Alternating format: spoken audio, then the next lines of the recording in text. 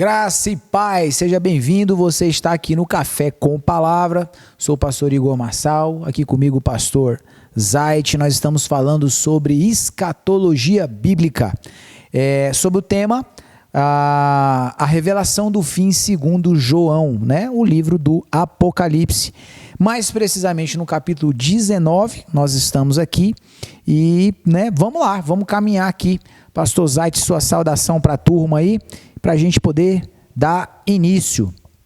E vamos que vamos, né? Já perto de acabar aqui o livro, então já estamos conhecendo boa parte do livro de Apocalipse, o que ele nos diz sobre os dias finais, e vamos hoje continuar essa sequência. É isso mesmo, e hoje nós vamos falar nesse episódio sobre o tribunal de Cristo. Eita, o que vai ser julgado nesse tribunal, hein? Bom, aqui nós vamos ver 3 julgamentos, certo? A Bíblia faz distinção sobre 3 tipos de julgamentos, tá? O tribunal de Cristo, a igreja é julgada após o arrebatamento, lá no capítulo 4, certo? E aí a gente vê a descrição lá em 2 Coríntios, capítulo 5, verso 10, que diz assim: porque importa que todos nós compareçamos perante o tribunal de Cristo. Paulo, então, está orientando a igreja sobre a necessidade desta igreja comparecer diante desse tribunal. E o que foi julgado no tribunal, nesse tribunal? O que foi julgado no tribunal de Cristo foi o galardão. Tá? Esse julgamento não tem a ver com salvação, porque todos os que chegarem lá como igreja serão recebidos como salvos, serão recebidos como aqueles que confessaram o Cordeiro, e o Cordeiro os confessará diante do Pai como aqueles que foram remidos pelo seu sangue.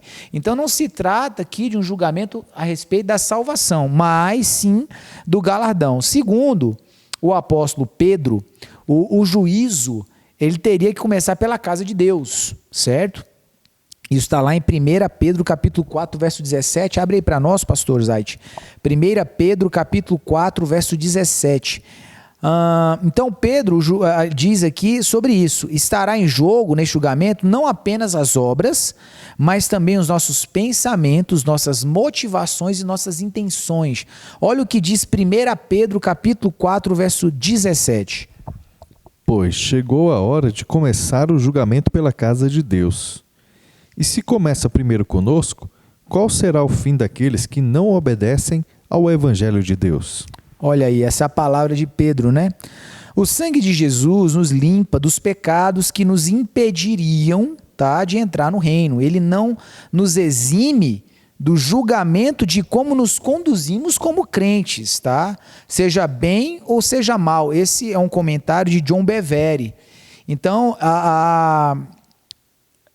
os nossos pecados, eles foram purificados e no sentido do processo da entrada, tá? Agora, a maneira com a qual nos posicionamos aqui, tá? Elas vão ser agora analisadas, avaliadas diante do tribunal de Cristo. De que forma?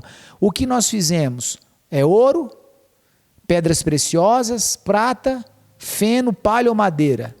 Então o fogo o dia vai revelar e o fogo vai trazer a purificação disso, a verdade disso. Se queimar aquilo que fizemos, não valeu de nada, né? Então esse é o momento em que a questão dos galardões serão analisados, serão avaliados. Pois bem, o segundo será o julgamento das nações. Esse julgamento ele está relacionado com Mateus 25, dos versos 31 ao verso 46, onde as nações serão julgadas para entrar no reino milenar. Não há ligação alguma com a igreja, não tem a ver com a igreja aí. Esse julgamento parece acontecer na terra, diferente dos outros 2, tá? Que nós vamos falar ainda de um outro. Falamos do tribunal de Cristo, que é no céu, e vamos falar de um outro. O texto diz que ele acontecerá quando o Filho do Homem vier em glória, tá? Relacionando a segunda vinda dele. Pastor já está aberto aqui, lê para nós, pastor, o verso primeiro, você vai ler para nós o verso 31 e o verso 32 aí do Mateus 25. Quando o Filho do Homem vier em sua glória, com todos os anjos, assentar-se-á em seu trono na glória celestial. Todas as nações serão reunidas diante dele, e ele separará umas das outras como o pastor separa as ovelhas dos bodes. Olha aí. Essa palavra aqui, ela está relacionada ao julgamento das nações.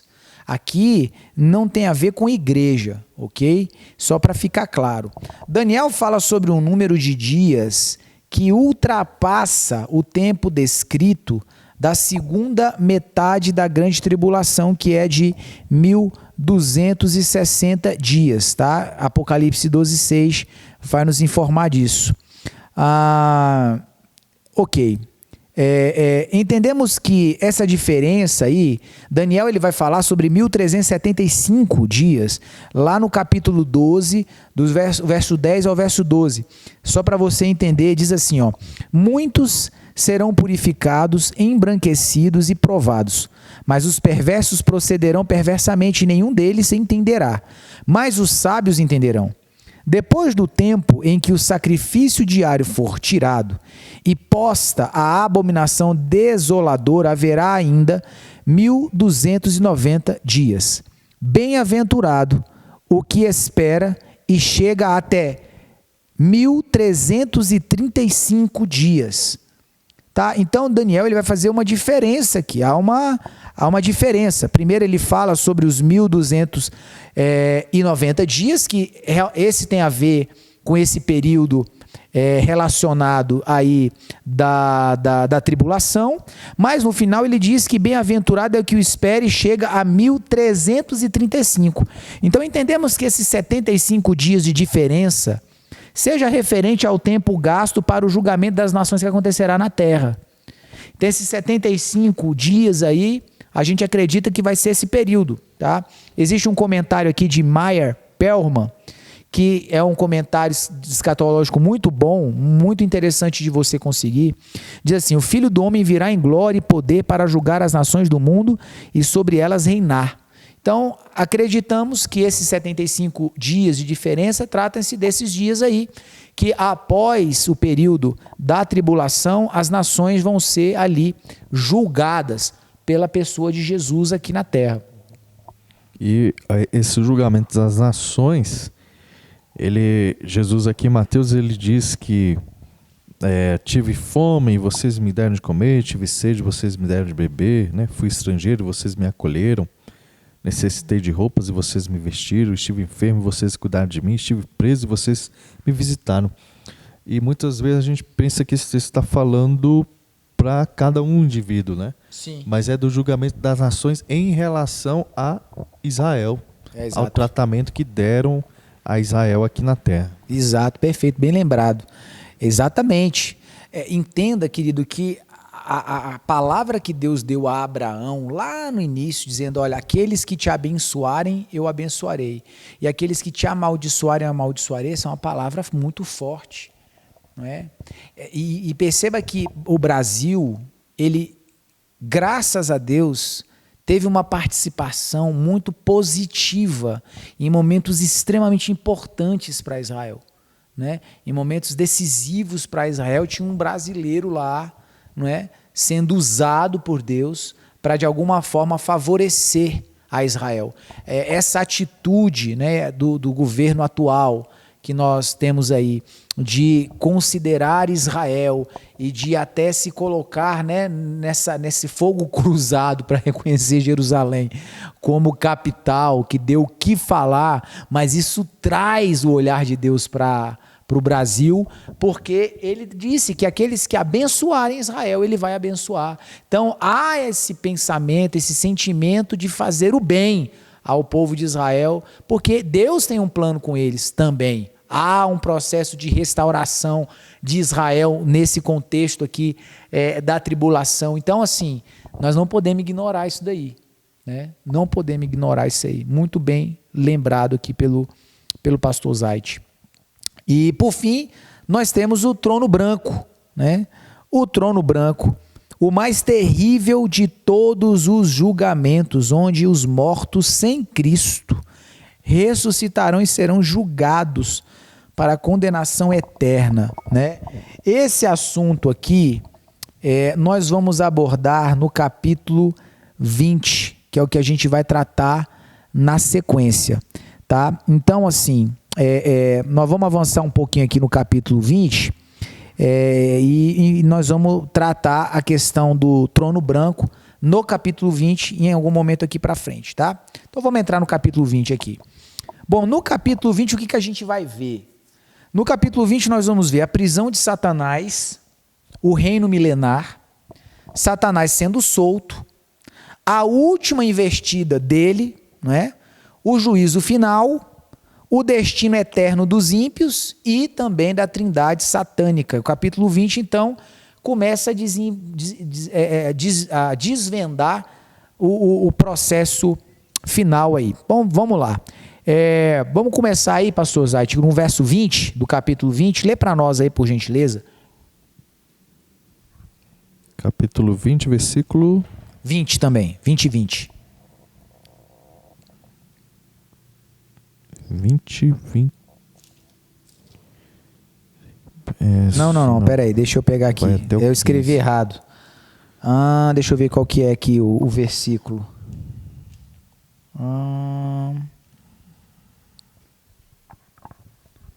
O versículo ele segurou o dragão, a antiga serpente.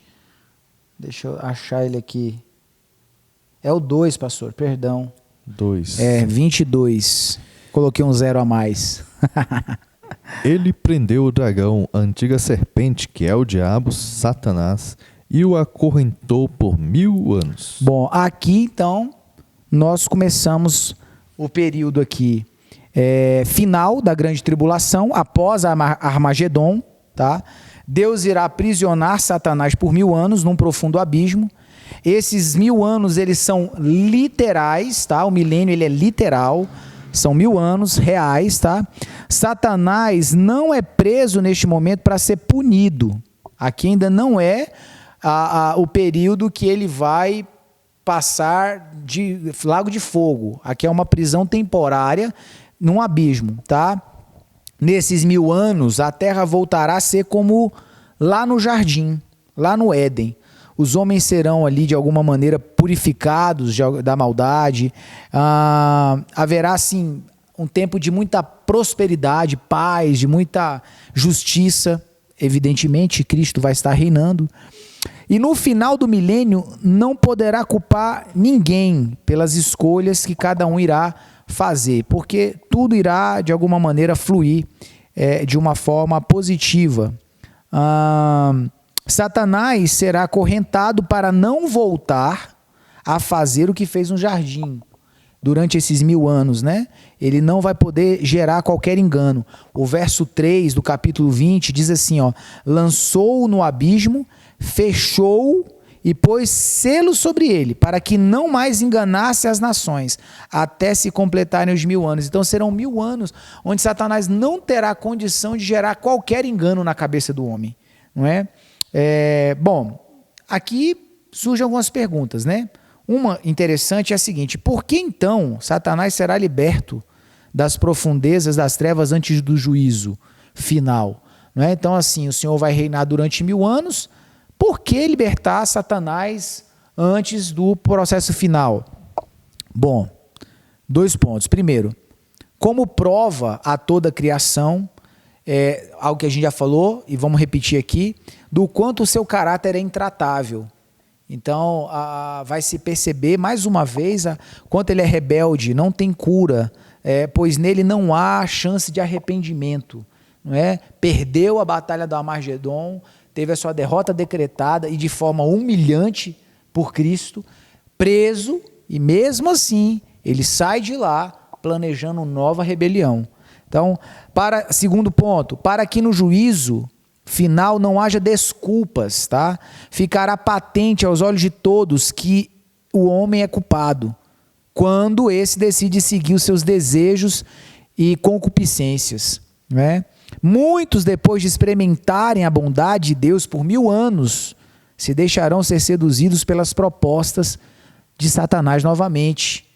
Então, assim, para que não haja nenhum tipo de argumentação, não é nenhum tipo de desculpa para ninguém. Então todos ali tiveram a oportunidade de experimentar, né, o governo de Deus. Falo em especial daqueles que caminharam durante todos esses anos em rebeldia, não é? Aqueles que não participaram nem do arrebatamento que aconteceu no período antes, né, da tribulação, e aqueles que morreram durante a tribulação e chegaram lá como convidados nas bodas. Então aqueles que permaneceram aqui também vão experimentar o governo de Jesus, também vão ver isso, vão sentir isso. Bom, o milênio é uma dispensação, tá?